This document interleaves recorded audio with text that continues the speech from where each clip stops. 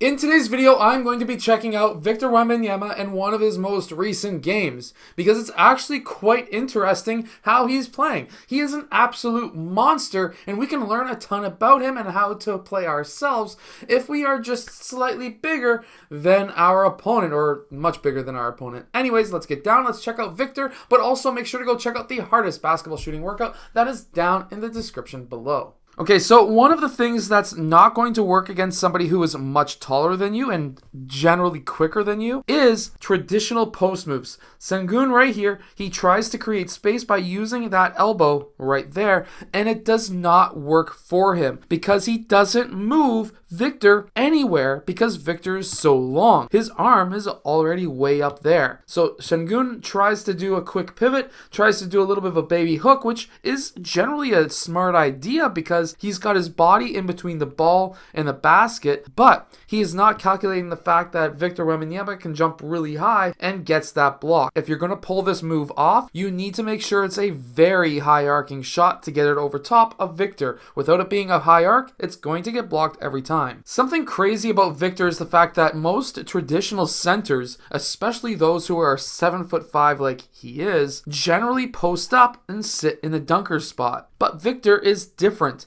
He can shoot threes, and guess what? At Victor's height, this is a ridiculously hard shot to block. Because watch, his set point is above his head. This is already the height of Sengun as just an example, how high he's probably able to jump without a running start. So, with a little bit of a release much higher, and maybe a couple of 6 or 8 inches on the hop for the jump, this is ridiculously hard to block. You're not going to block it. Wembenyama knows that. Victor knows that. So that means that he is going to be shooting essentially wide open shots even when they're contested from the 3-point line. He's going to be really dangerous.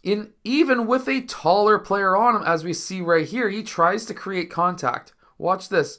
He brings the ball across his body and then goes up for the shot. By the time he goes up for the shot, look how far away the hand is from the ball. If you can have a nice high release and you're a bit taller, guess what? You're going to get that shot off and it's going to be essentially an uncontested shot. He misses here, but watch this. When he lands split foot. This could be potentially why he missed the shot. However, it makes sense because this defender's legs, lands underneath Victor and he did not want to roll his ankle or bust a knee. But then on the other end of the court, he basically gets a block without even jumping. And Victor also has some really nice passers on the team, and he's actually a very smart player. Here, he's cutting towards the basket behind his defender. Now, you may be saying, well, my coach always tells me to cut in front of my defender. Why should I do that when Victor does not do that? Well, guess what? Victor is so tall that this could have been a lob or exactly what we see here, bounce pass, because Victor is very flexible. If you want to be a great player, reduce injuries, you want to be as flexible as Victor. This was a nice bounce pass to Victor, who was then able to finish with a dunk. A dunk to him is not really all that impressive because he can just basically reach up and dunk anyways. But let's admire this pass as it is. There's that passing window right there. This only opens up for literally a second or less. So if you're a player who needs to pass the ball to a cutter,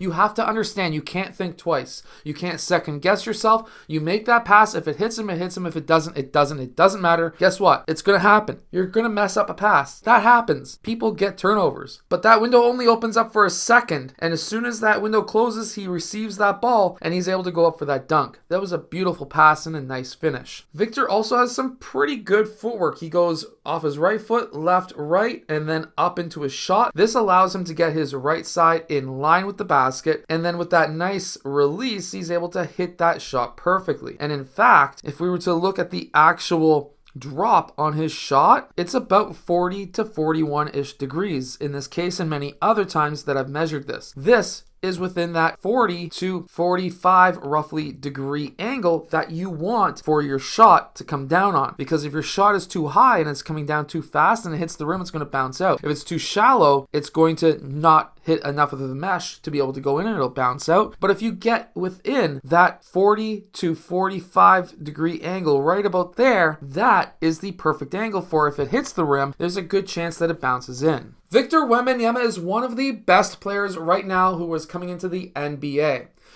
So make sure to go check out the hardest basketball shooting workout that is down in the description below.